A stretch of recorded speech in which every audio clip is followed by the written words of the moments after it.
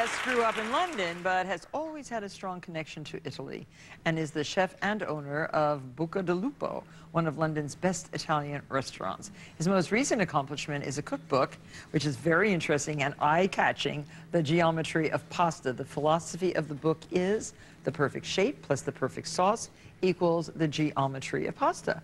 Welcome, please, Chef Jacob Kenedy. So nice to have you here. Yeah, I love the book. It certainly is eye-catching, and who knew there was such a thing as gomiti? Neither did I, a couple of years ago. Garganelli, fregola, fagioli, Chifferi. Oh, Chifferi, right, rigati.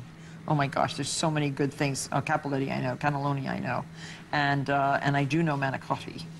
But I wanted to see how you would make manicotti from the recipe in the book. This is the manicotti noodle. I'm sure many of you have made this at home, but I bet you haven't made it taste as good as Jacob's going to make it taste. We shall see. Okay, we'll so what's the first thing to do, Jacob? We have our manicotti boiling in well-salted water. They've been boiling for, these ones, about 7 minutes, but until they're al dente. These ones are perfect. Okay.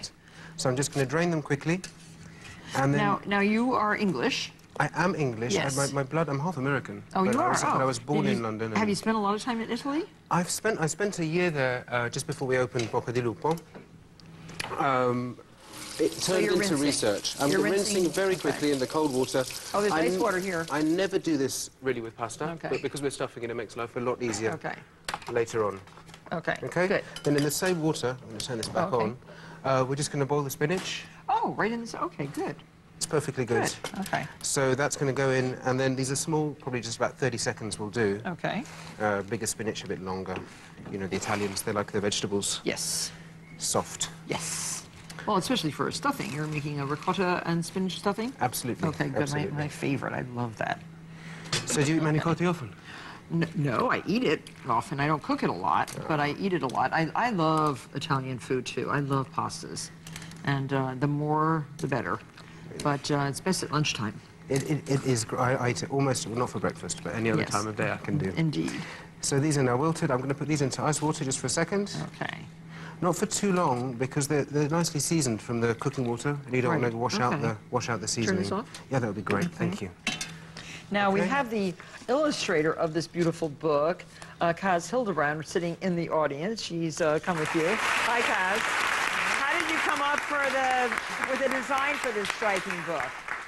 Well, you know, I saw a poster in a plumber's store for how to identify different pipes and tubes, and they were all in a simple black and white style. And I suddenly thought, maybe we could try this for pasta, to identify all those over 300 different shapes that we know of. And how many recipes are there? I'm not sure, over 100. In the book? 150. 150. Well, the designer always knows. It grew as we went along. It was meant to be a very small book. It kind of okay, so the spinach, you've already drained and we've squeezed it as hard as we can, and I'm just going to give it a quick... I'm going to chop it quite finely. It's a beautiful design, Caz, really beautiful. It was very... And as soon as... The book was Caz's idea behind the design, and as soon as I heard about it, I had to do it. Finely chopped. Finely chopped spinach. Okay. Now, you could use frozen spinach, heaven forbid, right? You could, and the flavour of fresh, because there's so little going on in this dish. It's such a dark green, too. It's fantastic, isn't it? It's really beautiful. Okay, so mix that. So it's going to go into the bowl, along with some ricotta. If you can get sheep's milk ricotta, it's the best for flavour, but any will do. We have some very good ricotta makers now here in Brooklyn and elsewhere that make very tasty. Oh, up in Maine, oh my gosh, we have the best sheep's milk ricotta up there. It's so delicious when it's fresh. So, salt, pepper, and 2 egg yolks. And a little bit of egg yolk. Okay. I'm going to give this a quick mix. And then I'm going to season also with a little bit of nutmeg. I don't know, would you like to? Oh, sure, I'll do that. A little bit for me? Absolutely. Lazy chef. Lazy chef. You're not lazy. No. Someone I met. So you have how many seats in the restaurant? We seat about 70. I think that's fine, thank you. Oh, a little bit more. Okay. I like nutmeg. Go for but it. You don't want to overpower it. No, but it's a delicious flavour. There. We seat about 70 in the private dining room, but we're very... And where in London is it? In Soho, right by the theatres. Oh, great. So we turn our seats a lot. Good and busy, make a lot of people very happy. So that's the filling. That's the filling. I'm just going to taste it quickly for seasoning, because later it's too late. Okay. Which I think is... I love ricotta so much. It is very good. So we're just going to stuff these. Love it. with a little bit of filling. So fit it into a pastry bag would be best? It is best. You can use a spoon, but it can get a bit messy. Oh, it's so easy this way. Oh. Yeah. Okay, and then lay them in the sauce? Lay them in the sauce. Now, what kind of sauce is that? That's a tomato sauce. I've got several recipes in the book, but you can use whatever you're most comfortable with. You want it not too light and also not a completely dry sauce for this. So one layer of pasta? One layer of pasta should be perfect. So we want them all to brown and get nice and... We have two different sauces on this. One above, one below. So much. Okay, so and what's the oven have to be? The oven has to be at 425, nice and hot, because we're going to brown them, and we don't want them to overcook. Okay. And generous with the filling, right? Absolutely fill them. It should be just about the right amount. Thank you very much. Now we're going to make a breakneck speed roux. Okay. The other way, yeah. The other way, yeah. Oh, thank you so much. So I've got butter. So melted butter. Flour goes in there. 2 tablespoons I'm of going to butter. season with a little bit of flour. I'm going to... Salt and pepper? What's that? Yeah, that's a sticker. Oh. Which I'm Telling going to remove. us the amount. Okay. Okay, and then we're going to go in gradually with our milk. And so this is like a gentle bechamel, right? This is exactly, it's just a very plain bechamel because we've got so many flavours going on elsewhere. I normally like a bit of bay or a little bit of nutmeg in a bechamel. But in this case, we've just got it very simple. And cook all the lumps out and then Cook all the pour lumps that out over? And add a little bit more gradually than I am. Okay. But we have we don't want to run out to of time, meet. but we understand what a bechamel is. I think Okay, everybody so who's we go watched in, this show. And then we'll pour that over the manicotti okay. and cover. Okay, Good, then we'll we finish that sprinkle up. with a little bit more cheese. And then this is what Bake in the it oven. looks like. Oh, please We want to give get a me. good bit of colour on it. I did not eat lunch waiting for this. Oh, excellent. So I'm going to give you a little... That's not lovely little. portion. That's giant. And Don't you want there some? you go. I'll have a bite with you. There. And there you have Lovely. manicotti that is just so satisfying and it's simple. When we come back, Jacob's going to teach us the method for creating handmade torpedo-shaped pasta called roti. So tasty.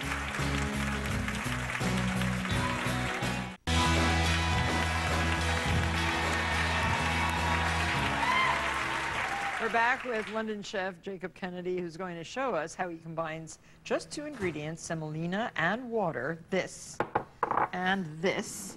So how much semolina? We have here 1/3 pound. Okay. And the rule for this kind of dough basically is half the weight of water. So if this is 6 tablespoons And of it water. makes these little hand-formed torpedo-shaped pasta called trofi, T-R-O-F-I-E. Exactly. Yeah. They're a pasta shape from Liguria, near Genoa. And that's where the basil pesto, which everyone knows and loves so much, is called pesto genovese. It's the local pesto. And this is the pasta which they normally eat with it. It's short little squiggles, and it has a very different eating sensation. So no salt, no egg, nothing. In here, absolutely nothing. No oil. All the seasoning is going to come from the water that it cooks in. Oh, I see. This kind of pasta is much more common in the south, in Puglia, where they're very poor, and it's a kind of peasant's dough, but they also use it in Liguria. And we're just going to bring it together. It mixes, because the semolina is coarse, it mixes very easily with the water. And does it kind of dissolve? And it will soften slowly. This is a particularly coarse one. It will take a while to bring together to a dough, but I'm going to leave that there in a moment. Do you have a special kind that's not coarse? It doesn't matter. The coarseness actually gives it good texture. It just takes a little bit longer to work. Okay. They have different grades, but I'm not sure what the difference is. But knead and knead and knead until it holds together. Knead until it comes together. It will come together into Can you do that in the dough. food processor or not? You could do it in a mixer with a dough hook. Oh, okay. I think a food processor might be a little bit hard on it. You know, I haven't tried. Oh, okay. Might work. Yeah, okay. I don't know. So here, I'm just going to clean up your board. I'm going to quickly wipe my hands because they're covered in semolina. Yes. And over here we have ready the kneaded one. Our kneaded one. That's been kneaded. It was covered and let to stand for at least 15 minutes. Okay. It still has a little bit of coarseness from the semolina, but it's a lovely dough. Okay, so we're going to take maybe a walnut-sized lump. We can do it next to each other. It's a little bit quicker. And roll a... And keep it covered again, because it does dry out very quickly. That, definitely. These upside-down bowls really save a lot of time. And they're a lot quicker to get on and off than cling film. So we're going to roll it out and out and out until it's about... Now, I'm not very good in inches, but probably 1/4 of an inch or a little bit less thick. Okay. So we're going to keep on going longer and then cutting shorter bits. How short? until, I think we're looking for, how thick is that? 1/8. An 1/8, okay, an 1/8 of an inch thick. And then we're going to cut it into lengths maybe just over an inch long. Okay. Okay? It doesn't really matter, it's a preference really how large you make them. They have tiny ones sometimes as well, but they take a lot longer, obviously. Yeah, we have to make a lot. How many pounds do we need? We need this makes how many not pounds? that much. This makes we're probably talking about 260 grams, okay, whatever that so is. we're talking grams. That's half we're a pound. talking metric. Half a pound fresh. Okay. A little bit less once if it were to dry out. Okay. Okay. So now we're going watch to take this. these, Yes. and what you want to do is take a flat. I've got a palette knife, a ruler, anything straight and flat and not sharp. And we're going to take it at an angle to the pasta and to the board. So if you see, I've got it kind of at a slant, and I'm going to go backwards, and it makes the pasta into a spiral. Okay? It worked. There you go. It worked. Okay? How cute. So we go, and if you want to give it a little roll thinner, because mine got a bit thick. Oh, okay. Yeah? So we just go, and there we have Trofia. Yep, it did. It worked. It worked? Oh, yes. Those are beautiful. Well done. They, it doesn't matter if they're all the same. Now, I because these are actually only very much practiced this handmade. for a minute, and it is working. So Okay. I could use a longer spatula. And then we set them aside. We let them to dry just for about 15 to 20 minutes. They don't need to be fully dry, but it helps. They won't stick together once they've gone a little bit leathery. You don't want them to go hard, because the whole point of making it So fresh there's like is it stays little moist. corkscrews. Exactly. Tight little corkscrews. So what we're going to do is we have some that we made earlier together, which was nice. Yeah. And I'm going to put these into boiling water. Okay, I think we put some in already. Oh. So we I've had got some. these. I've got some salted water here. Okay. Again, same as before. They go in, and at the same time, I have some very thinly sliced potato. That's probably 16. And cook that with it? That cooks in with it at the same okay. time. This they do. If you go to restaurants in Liguria, they have sometimes potato, sometimes doing the right beans, thing with the sometimes basil both. leaves? You are. We're going to go for our pesto. We're going to go in with all the basil leaves. So 3.5 ounces. Now, is your book in metric? I wrote it in metric. Okay. Your version is pounds in imperial, okay. pounds and ounces. So, Okay, good. so it's good for everybody. Good. We have here some parmesan. So 3.5 ounces of basil. Yeah. This is 1 cup and 3 tablespoons. I normally go by weight because I use equal weights of basil, parmesan, pecorino, and pine nuts. Good. 1 cup plus 3 tablespoons of pecorino. First up, we're just going to do these first, and then the pine nuts go in a second. Okay. Okay, so I'm going to pop that in and turn it on. We want this to go really fine at this stage, because I like the green to get all the way through it. And then, once that's gone... That looks good. Is that good? That's good, okay. Then we can go in with... Oh, yeah, it's okay. Pine nuts, these are beautiful pine nuts. The long ones, if you see ones like this where the grain is long, they always have more flavour. And I have here also a clove of garlic crushed to a paste with salt. Okay. You want to keep this a little I like crunchy? to leave a little bit of texture from the pine nuts. And so now I'm going to go in with, I've got some olive oil here, extra virgin. A whole cup? That is 2/3 to 3/4 of a cup, roughly. Okay. And a little bit of butter. This is I a like trick that. some Genovese do. Makes it a little bit more creamy and a better coating of the sauce. Okay? Touch of pepper, probably no salt. And then you can taste, or you can trust, I don't know. I'll taste. Excellent. Okay? Fantastic. So I'm going to take about a portion out of the water. Just drain them, like this is good enough. Yep, okay? using the spider is a very good way to get these things out of the water. Oh, how pretty this is. Okay, so we have yes. that. We take I'd like another plate so this doesn't get overcooked. absolutely, let's go for These it. are definitely cooked? These are, they should be. We'll find out in a moment, the hard way. Oh, you can just leave that, Jen. I'll reach. Okay, lovely. So I'm going to put a dollop of pesto on top, and this pesto's got enough oil in it and butter in it just to coat the pasta if we stir it That in. much? Yum.